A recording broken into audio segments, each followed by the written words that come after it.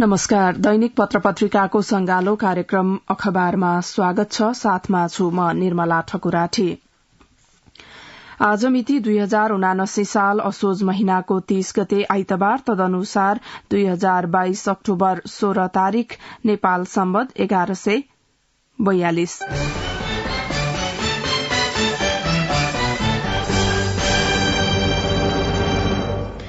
पहिलो समाचार लिँदैछौं गोरखापत्रबाट। बन्द सूचीका 27 उम्मेद्वार विरूद्ध उजुरी शीर्षकमा गोरखापत्रले प्राथमिकताका साथ अग्रपृष्ठमा समाचार बनाएको छ।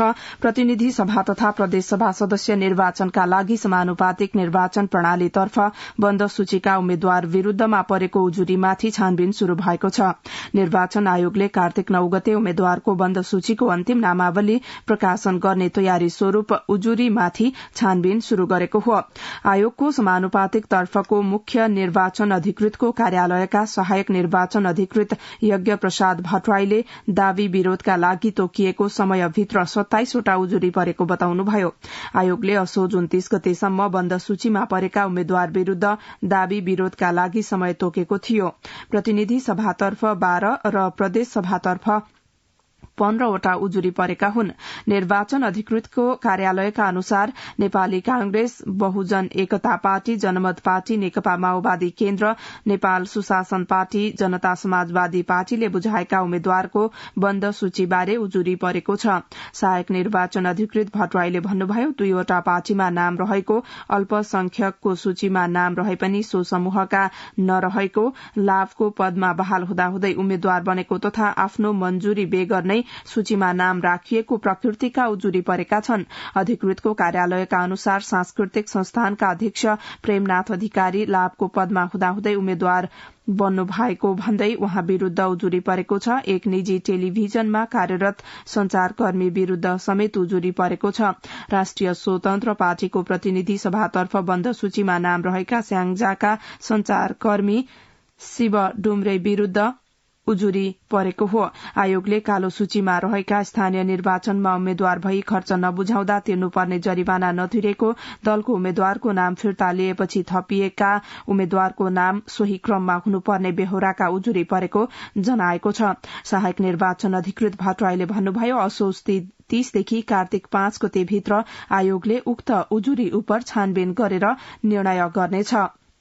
बन्द सूचीका 27 उम्मेद्वार विरूद्ध उजुरी शीर्षकमा गोरखापत्रले अग्रपृष्ठमा समाचार बनाएको छ।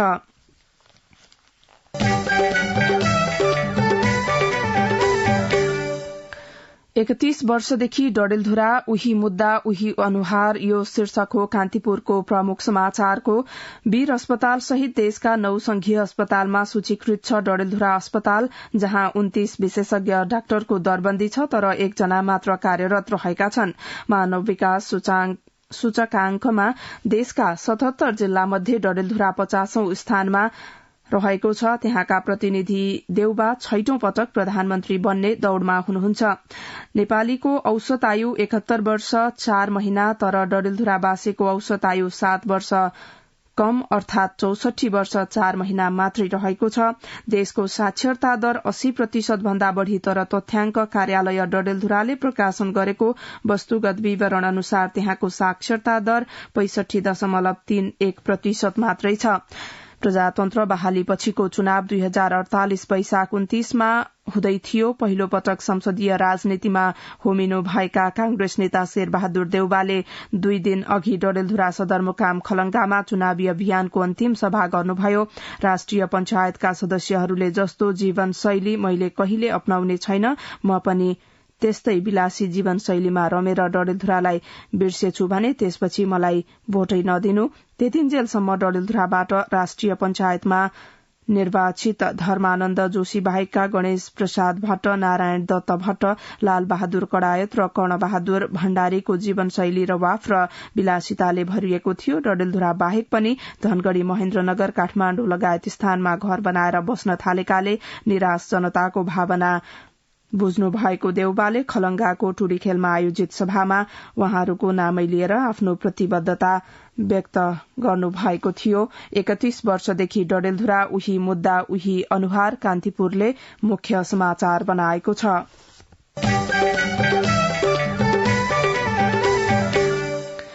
मधेसमा बदलियो समीकरण के होला परिणाम शीर्षकमा नयाँ पत्रिकाले मुख्य समाचार बनाएको छ। राष्ट्रिय राजनीति र संघीय सरकार गठनमा महत्वपूर्ण मानिने मधेस प्रदेशमा गत निर्वाचन भन्दा बिल्कुल फरक परिदृश्य देखा परेका छन्। स्थानीय शक्ति बीचको टकराव र अन्तिम समयमा नाटकीय ढंगले बदलिएको प्रमुख दलहरूको समीकरणले 2074 को भन्दा फरक परिणाम आउने विश्लेषकहरूको आकलन छ। स्थानीय निर्वाचनको परिणाम र दलहरूका पछिल्ला समीकरण विश्लेषण गर्दा मधेसका 32 सीटमा क्षेत्रीय भन्दा राष्ट्रिय दललाई अनुकूलता थपिएका छन्। मधेस केन्द्रित दलहरूको विभाजन र मधेस आन्दोलनको रापतापमा आएको क्षयीकरणले पनि मधेसका दल मधेसमै कमजोर हुने विश्लेषकहरूको भनाइ छ। यसबीचमा मधेस केन्द्रित दल र तिनको नेतृत्वले गरेका प्रयोगले समेत उनीहरूकै लागि राजनीतिक र अंकगणितीय प्रतिकूलता थपेको छ। नागरिकता विधेयकमा देखिएको भूमिकाका कारण एमाले पनि प्रश्नको घेरामा छ। यद्यपि एमाले त्यो अस्वीकार गर्छ।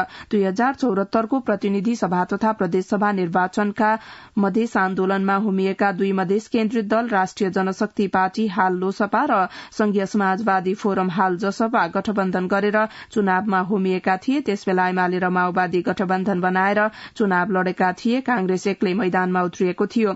मधेसका 32 सीट मध्ये त्यतिबेला प्रतिनिधि सभातर्फ राजपा 10 र संघीय समाजवादी फोरम 9 सीट जित्न सफल भएका थिए। त्यस्तै कांग्रेसले 6, माओवादीले 5 र एमाले 2 सीट जितेका थिए। त्यस्तै प्रदेश सभातर्फ फोरमले सबैभन्दा बढ़ी 29 र राजपाले 25 सीट जितेर प्रदेश सरकार बनाएका थिए।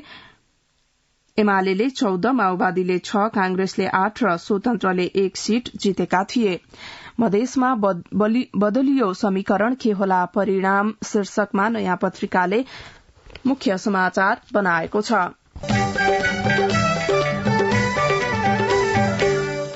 मन्त्रीबाटै आचार संहिता उल्लंघन शीर्षकमा राजधानीले समाचार बनाएको छ।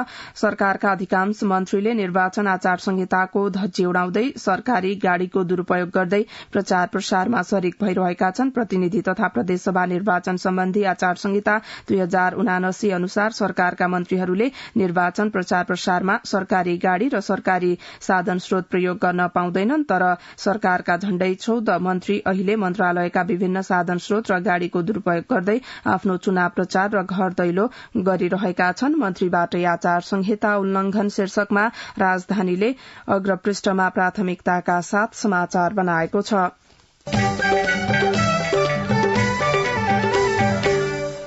प्रतिद्वन्दीसँग सहकार्य गरेर चुनाव जित्ने दाउ यो शीर्षक हो नेपाल समाचार पत्रको मुख्य समाचारको। सत्तारूढ़ गठबन्धनका मुख्य नेता समेत रहेका नेपाली कांग्रेसका सभापति एवं प्रधानमन्त्री शेरबहादुर देउबा 3 पटक आफूसँग पराजित माओवादी केन्द्रका सुदूरपश्चिम इन्चार्ज खगराज भट्टसँग सहकार्य गरेर चुनावी मैदानमा उत्रिनु भएको छ। डडेलधुरामा गठबन्धन नगरेर स्वच्छ प्रतिस्पर्धा गर्ने नेपाली कांग्रेस जिल्ला कार्य समितिको निर्णय विपरीत पछिल्ला 3 पटक निर्वाचनमा आफ्ना निकटतम प्रतिद्वन्दी रहेका भट्टलाई प्रदेशसभा निर्वाचन क्षेत्र कबाट गठबन्धनको उम्मेद्वार बनाउनु भएका प्रधानमन्त्री देउबाले माओवादीसँग सहकार्य गरेर चुनाव जित्ने रणनीति बनाउनु भएको हो। प्रधानमन्त्री देउबाले मात्र होइन, उहाँसँग प्रतिनिधि सभा सदस्यका लागि प्रतिस्पर्धा गरिरहनु भएका नेपाली कांग्रेस बीपीका वरिष्ठ उपसभापति कर्णबहादुर मल्लले पनि 2074 सालको निर्वाचनमा आफूसँग प्रदेशसभा निर्वाचन क्षेत्र खमा छिनो मतले पराजित डाक्टर तारा जोशीसँग सहकार्य गर्नु भएको छ। शनिबार संयुक्त पत्रकार सम्मेलन गर्दै नेपाली कांग्रेस बीपीका तर्फबाट प्रतिनिधि सभा सदस्यका उम्मेद्वार मल्ल र सत्तारूढ़ गठबन्धनबाट टिकट नपाएपछि विद्रोह गरेर स्वतन्त्र उम्मेद्वार बन्नुभएका नेकपा एकीकृत समाजवादीका केन्द्रीय सदस्य डाक्टर जोशीले चुनावी तालमेल गरेर प्रधानमन्त्री देउबा नेतृत्वको गठबन्धनलाई पराजित गर्ने उद्घोष गर्नु भएको छ।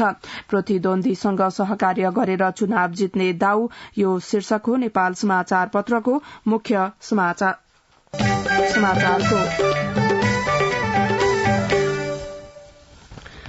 प्रत्यक्ष उम्मेद्वारीमा महिलालाई कम प्राथमिकता शीर्षकमा नागरिकले अग्रपृष्ठमा समाचार बनाएको छ।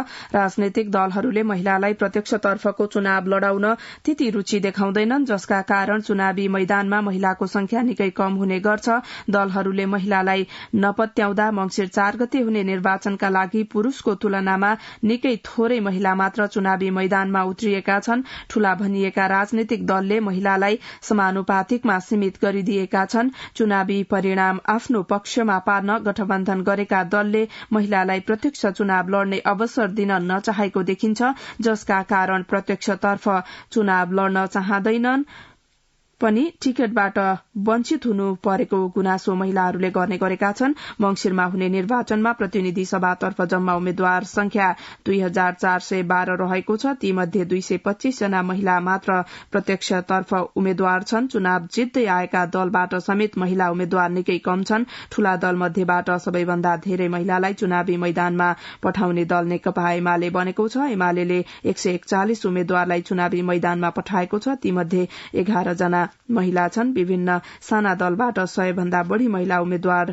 चुनाव भिड्दैछन्। त्यसैगरी स्वतन्त्र रूपमा उम्मेद्वारी दिने महिला 77 जना छन्। सबैभन्दा धेरै काठमाण्डुबाट 17 जना महिला स्वतन्त्र उम्मेद्वार बनेका छन्।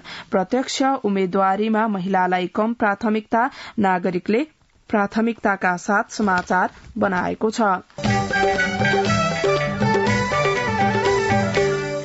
विद्यार्थी राजनीतिका उम्मेद्वार धेरै शीर्षकमा गोरखापत्रले अग्रपृष्ठमा समाचार बनाएको छ। आगामी मंसिर 4 गते हुने प्रतिनिधि सभा र प्रदेशसभा निर्वाचनमा केन्द्रीय विद्यार्थी संगठनको राजनैतिक पृष्ठभूमिबाट आएका उम्मेद्वार उल्लेख्य छन्।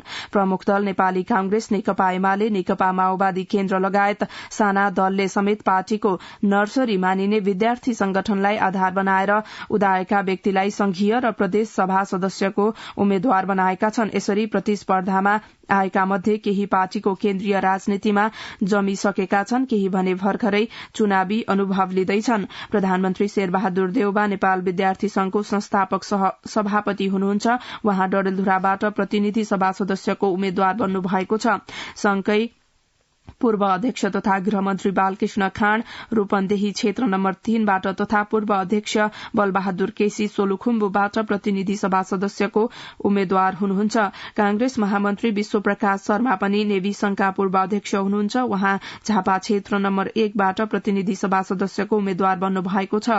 काठमाण्डु क्षेत्र नम्बर 4 बाट प्रतिनिधि सभाको उम्मेद्वार बन्नुभएका पार्टीका महामन्त्री गगन थापा पनि संघको पूर्व महामन्त्री हुनुहुन्छ। संघका पूर्व अध्यक्षहरू धनराज गुरूङ र किशोर सिंह राठौर क्रमशः स्याङ्जा क्षेत्र नम्बर 2 तथा बाँके क्षेत्र नम्बर 3 बाट प्रतिनिधि सभा सदस्यको उम्मेद्वार रहनु भएको नेवी संघका अध्यक्ष दुजाङ शेर्पाले जानकारी दिनुभयो। त्यस्तै काठमाण्डु क्षेत्र नम्बर 5 बाट प्रतिनिधि सभा सदस्यको उम्मेद्वार बन्नुभएका प्रदीप पौडेल तथा कञ्चनपुर क्षेत्र नम्बर 2 बाट प्रतिनिधि सभा सदस्यको उम्मेद्वार रहनुभएका एनपी साउद पनि संघको पूर्व अध्यक्ष हुनुहुन्छ। संघका पूर्व केन्द्रीय उपाध्यक्ष जीत शेरचन बागलुङ क्षेत्र नम्बर 2 अन्तर्गत प्रदेशसभा खबाट प्रदेशसभा उम्मेद्वार बन्नु भएको छ। अध्यक्ष शेर्पाका अनुसार संघका पूर्व उपाध्यक्ष डम्बर आङदेम्बे इलाम क्षेत्र नम्बर 2 को प्रतिनिधि सभा सदस्यको उम्मेद्वार बन्नु भएको छ। विद्यार्थी राजनीतिका उम्मेद्वार धेरै शीर्षकमा गोरखापत्रले अग्रपृष्ठमा प्राथमिकताका साथ समाचार बनाएको छ।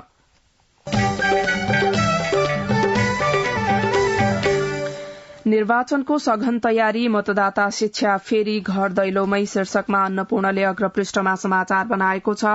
निर्वाचन आयोगले मतदाता शिक्षाका लागि फेरि घर दैलो कार्यक्रम सञ्चालन गर्ने भएको छ। स्थानीय तह निर्वाचनमा यो घर दैलो रोकेर मतदान केन्द्रमै यो कार्यक्रम सञ्चालन गरिएको थियो, तर उक्त कार्य प्रभावकारी भएन। झण्डै 6% मत बदर भयो। यसपटक स्वयंसेवीका परिचालन गरी घर दैलो कार्यक्रम सञ्चालनमा ल्याउँदैछौ। आयोगका सहायक प्रवक्ता सूर्य प्रसाद अर्यालले भन्नुभयो, स्थानीय तहसँगको सहकार्यमा यो कार्यक्रम सञ्चालनमा ल्याउँदैछौ। निर्वाचनको सघन तयारी, मतदाता शिक्षा फेरि घर दैलोमा शीर्षकमा अन्नपूर्णले अग्रपृष्ठमा समाचार बनाएको छ।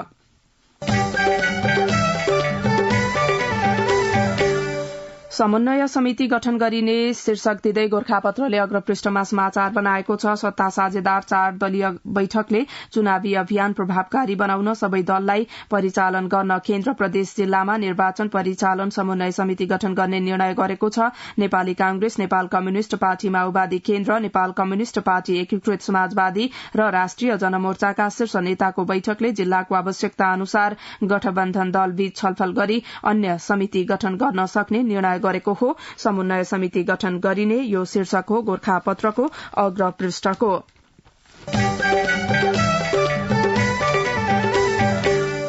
निकासीमा थप नगद अनुदान सुविधा शीर्षकमा कारोबारले मुख्य समाचार बनाएको छ।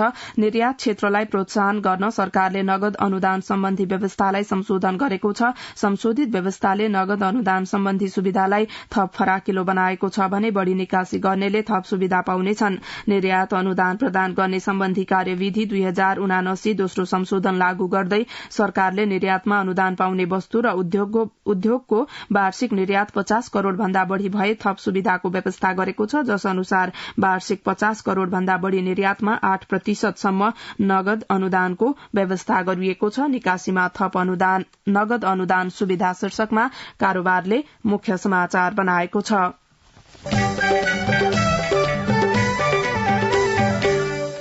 रेडियो नेपालबाट कार्यक्रम अखबार सुन्दै हुनुहुन्छ। एकैछिन विज्ञापन र सन्देश। सुन त, भोलिको मिटिङको लागि सबैलाई फोन गर्यो? छैन सर, मेरो मोबाइलमा ब्यालेन्स नै थिएन। अलि पछि गर्छु ल्यान्डलाइनबाट। ल हेर, मोबाइलमा ब्यालेन्स छैन भनेर हुन्छ? तिमीलाई थाहा छैन यस कार्यालयले नेपाल टेलिकमको कर्पोरेट युजर ग्रुप अर्थात सीयूजी सेवा लिएको छ। तिम्रो नम्बरलाई पनि सीयूजीमा सहभागी गराउ न। अनि सर, मेरो त प्रिपेड नम्बर हो नि। अहिले नेपाल टेलिकमले प्रिपेड र पोस्टपेड दुवै फोनमा सीयूजी सेवा लागू गरिसकेको छ। सीयूजीमा आबद्ध भएपछि हाम्रो कर्मचारीहरू बीच निशुल्क र नेपाल टेलिकमको नेटवर्कमा सस्तो दरमा फोन तथा एसएमएस गर्न र डाटा चलाउन पाइन्छ नि। तिमीलाई थप जानकारी चाहिएमा नेपाल टेलिकमको वेबसाइट www.ntc.net.np मा हेर न। नेपाल टेलिकम, राष्ट्रको संचार।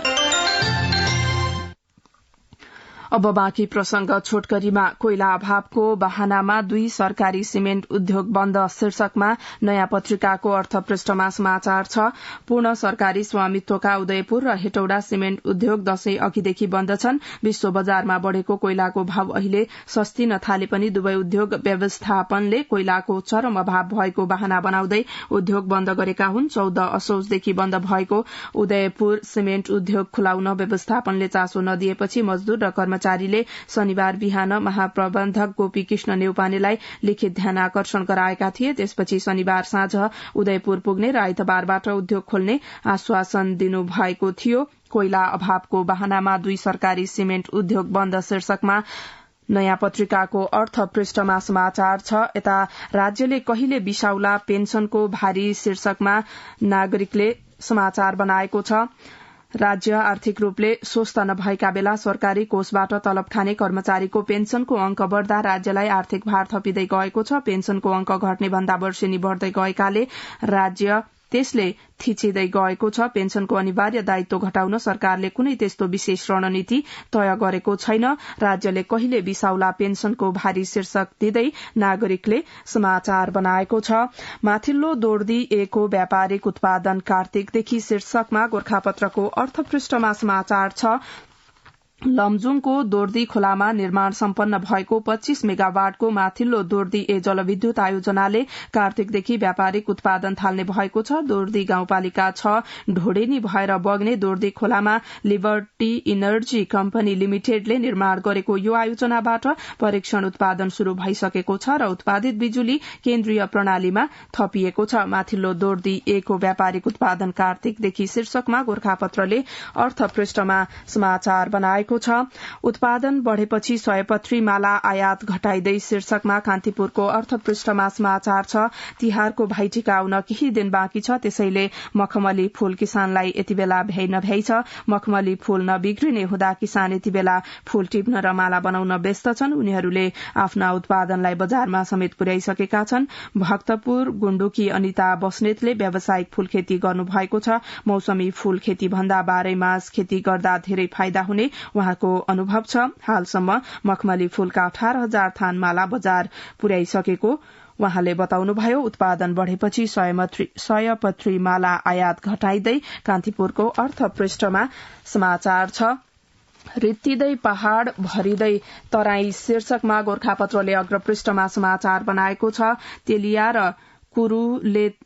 कुरुलेते नुपाको बस्ती यति बेला सुनसान छ। दशक अघि निकै गुल्जार हुने गरेका यी बस्ती बसाईसराईको मारमा परेका छन्। बाक्लो बस्ती रहेका साबिकका यी गाउँ विकास समितिमा गाउँलेलाई साह्रो गाह्रो पर्दा तत्काल भेला हुन्थे, तर अवस्था पूरै फेरिएको छ। समस्याप्रति हार गुहार गर्दा अब सुन्ने वा सहयोग गर्ने छिमेकी पाउन नसकिने अवस्था भइसकेको छ।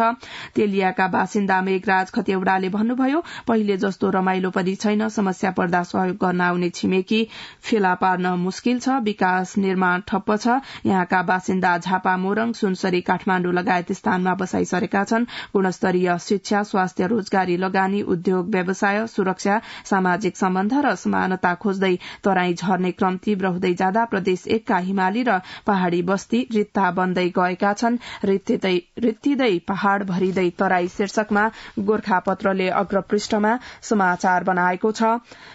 3 दर्जन वस्तु निर्यातमा अनुदान शीर्षकमा नागरिकको आर्थिक पृष्ठमा समाचार छ। मुलुकले वार्षिक करिब 17 अर्ब रूपियाँ व्यापार घाटा बेहोरी रहेको अवस्थामा सरकारले निर्यातमा अनुदान दिने नीति लिएको छ। स्वदेशी उत्पादन बढ़ाएर व्यापार घाटा कम गर्न 3 दर्जन वस्तु निर्यातमा 8% सम्म नगद अनुदान दिन लागेको हो। 3 दर्जन वस्तु निर्यातमा अनुदान नागरिकको आर्थिक पृष्ठमा समाचार छ।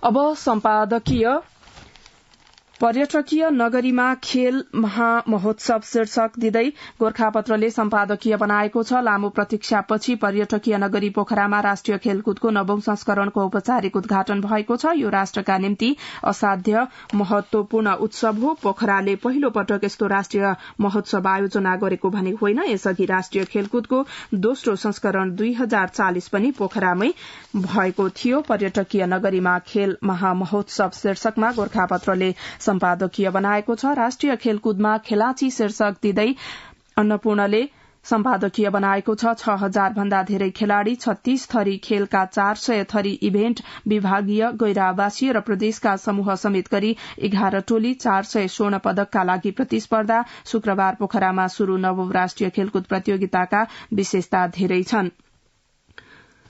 राष्ट्रिय खेलकुदमा खेलाची भन्दै अन्नपूर्णले सम्पादकीय बनाएको छ। लघु वित्तका व्यथिति सुधार शीर्षकमा कान्तिपुरले सम्पादकीय बनाएको छ। यसै गरी आचार संहिताको उल्लंघन शीर्षक दिँदै राजधानीले सम्पादकीय बनाएको छ। चुनाव नजिकिँदै गर्दा धमाधम लाइसेन्स शीर्षकमा कारोबारले सम्पादकीय बनाएको छ भने डेंगीमा चुक्यो नेतृत्व शीर्षकमा नेपाल समाचार पत्रले सम्पादकीय बनाएको छ। केही महिना यता डेंगीका कारण मुलुकमा करिब 50 नागरिकले ज्यान गुमाइसकेका छन्। एकातिर नागरिकले अकाल मृत्यु भोगिरहेका छन् भने डेंगी जित्ने बिरामीको पनि शारीरिक तन्दुरूस्तीमा ठूलो गिरावट आएको देखियो। डेंगू जितेका 40 वर्षीय नागरिकहरू 70 वर्षको कमजोर वृद्ध जस्तो शारीरिक शिथिलता र मानसिक निराशामा छन्। आज राज्यको नेतृत्वमा रहेका र भोलि नेतृत्वमा आउने सपना देखिरहेका शक्तिको कुनै पनि गतिविधिले यस गम्भीर स्वास्थ्य समस्यालाई महत्व दिएको देखाएन। डेंगीमा चुक्यो नेतृत्व नेपाल समाचार पत्रले सम्पादकीय बनाएको छ। यो सँगै कार्यक्रम अखबारको निर्धारित समय सकियो। कार्यक्रम अन्तर्संवाद सुन्न सक्नुहुनेछ। हवस् त, नमस्कार।